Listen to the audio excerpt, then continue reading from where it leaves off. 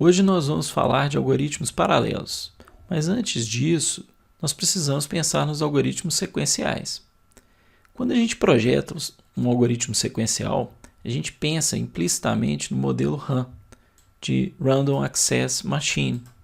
Nesse modelo, a gente tem basicamente um processador, as instruções são executadas sequencialmente, uma após a outra, e qualquer instrução gasta uma unidade de tempo.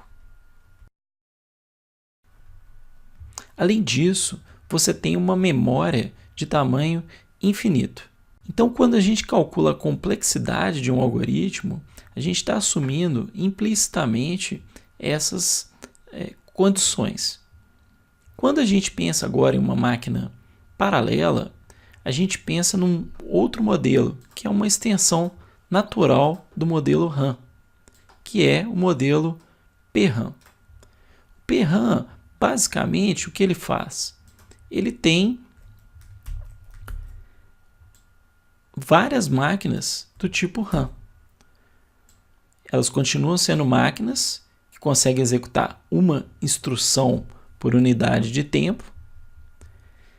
Elas também continuam tendo memória infinita, só que agora elas têm que se comunicar através de uma memória compartilhada.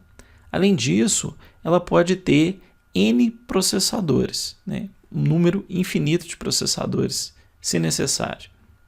Então vamos pegar um exemplo bem simples.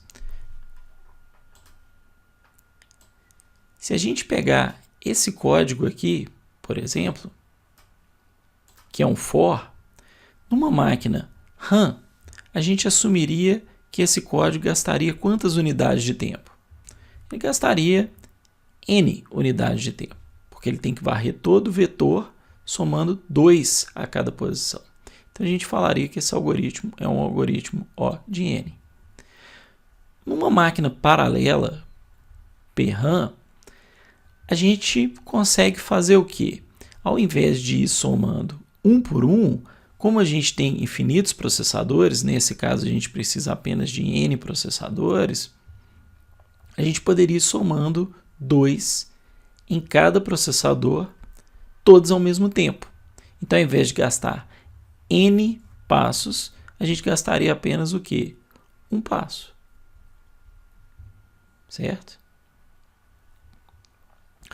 E se a gente agora, por exemplo, aumentasse esse for e ao invés de fazer um for, a gente quisesse somar 2 em toda uma matriz, como nesse código aqui abaixo. Se a gente resolvesse somar em toda uma matriz, no caso da máquina RAM sequencial, a gente teria uma complexidade de quê? N aqui com N aqui, a gente teria O de N ao quadrado. Seria a complexidade. E numa máquina PRAM, O de 1. Mas por que O de 1? Porque a gente continua fazendo o quê? Uma operação que ela é independente uma da outra. A única diferença é que ao invés de gastar N processadores, como a gente gastaria nesse primeiro caso, agora a gente precisaria de N ao quadrado processadores. Mas a complexidade em termos de tempo seria o quê? Uma unidade de tempo, pois isso seria feito em um passo. Vamos agora pegar um exemplo mais real, como por exemplo a multiplicação de matrizes. Lembrando da multiplicação de matrizes, o que ela faz? Ela tem duas matrizes de entrada e uma matriz de saída. Ela vai multiplicando a linha e a coluna de cada matriz para poder encontrar os elementos da matriz de saída. No caso, a gente precisa aqui de 3 fors para poder fazer isso. Então, a princípio, numa máquina RAM, a ordem de complexidade desse algoritmo seria quanto? Seria N mais N vezes N. N vezes N vezes N, a gente tem N ao cubo, certo? Seria a complexidade desse algoritmo. Então, se a gente pensar numa máquina PRAM, a princípio, uma ideia que pode vir à nossa cabeça é o quê?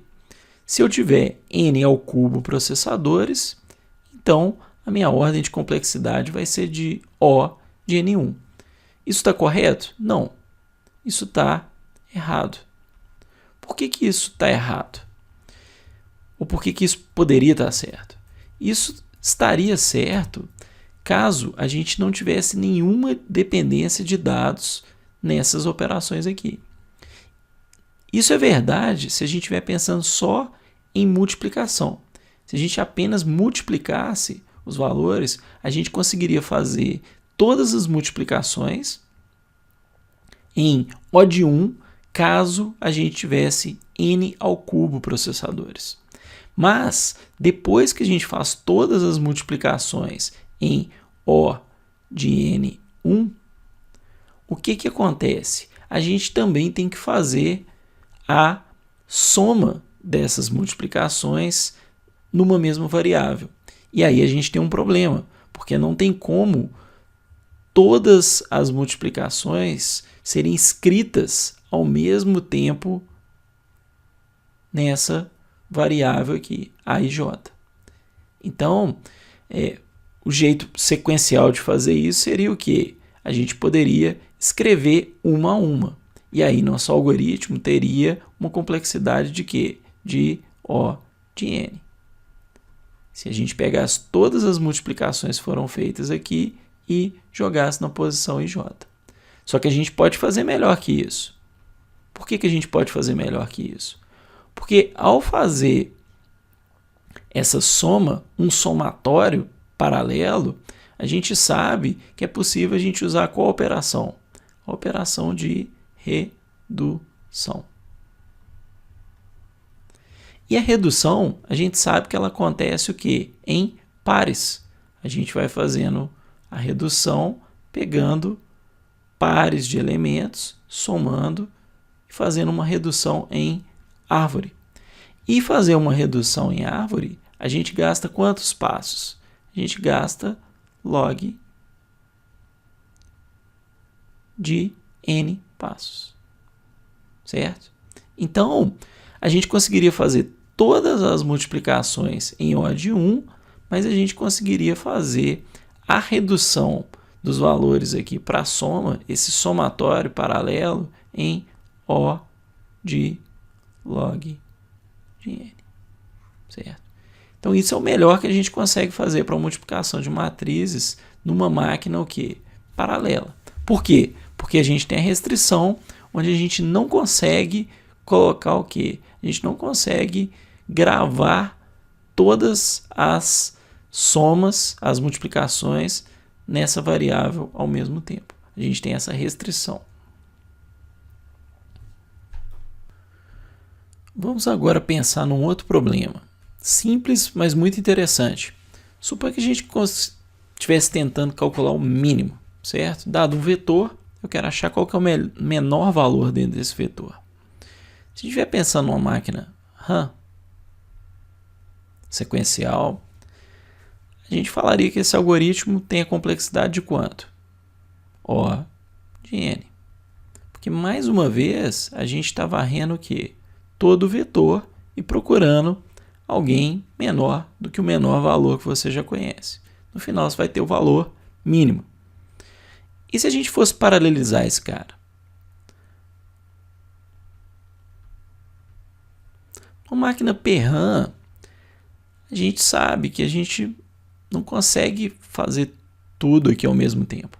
A gente cairia mais ou menos no caso da multiplicação de matrizes, onde a gente teria que fazer o quê? Uma redução, né, par a par, comparando se esse é menor que esse é menor que esse é menor que esse, até a gente ter o menor de todos aqui no final.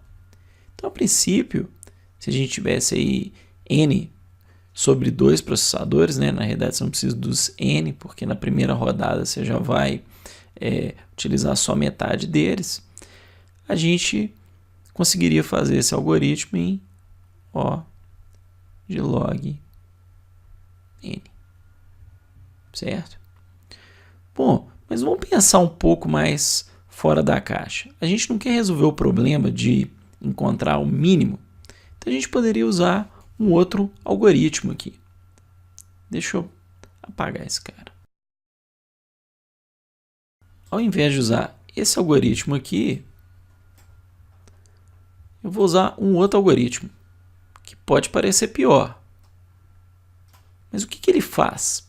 Ele compara todos contra todos, tentando encontrar um elemento que não é maior do que nenhum outro. Ou seja, se ele não é maior do que nenhum outro, quer dizer que ele é o menor de todos. Então vamos pegar um exemplo aqui. Se eu tivesse um vetor que tivesse 3, 7, 2 e 1. Eu ia comparar 3 com 7. 3 é maior do que 7? Não. 3 é maior do que 2? É. Então já marquei esse cara com true. Eu vou comparar 7 é maior do que 3? É. Então já marquei ele com true. Aí eu comparar 2 é maior que 3? Não. Maior que 7? Não. Mas ele é maior que 1. Então true para ele. Mas na hora que eu comparasse o 1, eu ia comparar 1 com 2 é maior? Não. 1 com 7 é maior? Não. 1 com 3 é maior? Não. Como o valor padrão que viria para ele seria falso, então ele nunca seria true. Então, depois que eu tivesse esse vetor de resposta, que é esse vetor min, que eu coloquei ali, eu precisaria de mais uma etapa nesse algoritmo, que seria o quê? Verificar qual posição do vetor continuou ainda com valor falso. Esse cara que continuou com valor falso é o mínimo que a gente está procurando. Então, se a gente olhar esse algoritmo no modelo RAM, na realidade a gente está gastando o quê? O de n ao quadrado. Mas se a gente pensar no modelo PRAM, a gente consegue fazer todas essas comparações em O de 1, que a gente consegue comparar todos com todos e gravar aqui no vetor.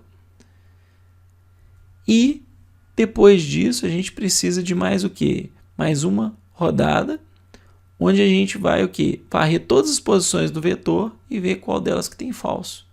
E para isso a gente também vai gastar o quê? Mais O de 1. Por quê? Porque a gente consegue verificar todas as posições ao mesmo tempo. A gente não precisa verificar uma por uma. E quando a gente verificar todas as posições ao mesmo tempo, a gente só precisa de encontrar a primeira que tiver falso, e essa é a nossa resposta. Então a gente gastaria O de 1. O de 1 com O de 1 dá O de 1. Certo? Então, pensar em algoritmos paralelos nem sempre é uma boa ideia a gente partir da versão melhor que a gente conhece sequencial. Ela pode limitar a nossa capacidade de pensar o que pode ser paralelo. Então, às vezes, uma outra implementação sequencial que não é melhor no modelo RAM, talvez ela seja a melhor solução quando a gente estiver usando o modelo PRAM. Valeu! Harry, você entendeu a aula de hoje? Espero que tenha entendido.